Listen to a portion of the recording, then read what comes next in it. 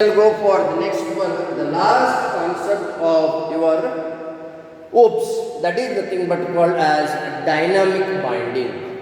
Dynamic stands for execution, runtime. At the time of executing your program, the information is given, we can call that one as binding. There are two types of binding will be there. You don't spell it as a binding, it is binding. Binding are having with two statements. One is called as static binding, another one is called as dynamic binding. Static binding where the informations are given at the time of writing the program. When you are supposed to write a program, at that position you are going to give the variable values. We can call them as static binding. Keep in the mind, static binding is the one which is going to give the values at the time of writing the program, or we can call that one as also compile time. Static binding means compile time. So dynamic binding is a process of linking of the code associated with the procedure call at the runtime. The information or data which is given at the time of runtime, we can call them as what? Dynamic binding. So you are going to have a difference here. Static binding are given at the time of writing the program, and dynamic binding you are going to give the information or data at the time of execution of a program. So this is nothing but called as what? Dynamic binding.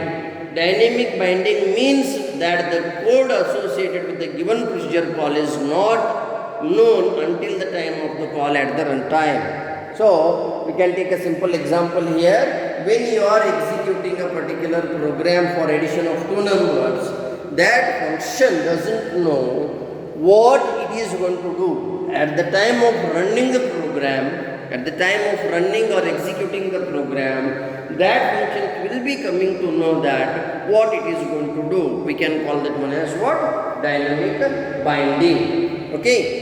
So this is nothing but called as dynamic as well as static binding. Also my dear students, so 3 to 4 to 5th day, you were learning the different types of concepts and the fundamentals of your OOPS.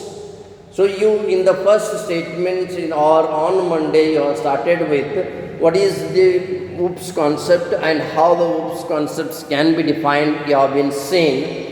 And later Tuesday, Wednesday and yesterday and today you have been learnt with the different sort of OOPS concept, that is what do you mean by the object, what do you mean by the class, what do you mean by the data abstraction, what do you mean by the inheritance, what do you mean by the encapsulation, what do you mean by the what do you mean by dynamic binding and polymorphism. So there are totally different types of or different concepts you are going to find within the dynamic binding. So today I will be ending this particular class here itself. Thank you for listening. And another one thing, if you are going to feel anywhere any problems, you can send a message to WhatsApp group, within the WhatsApp group, or personally you can also message.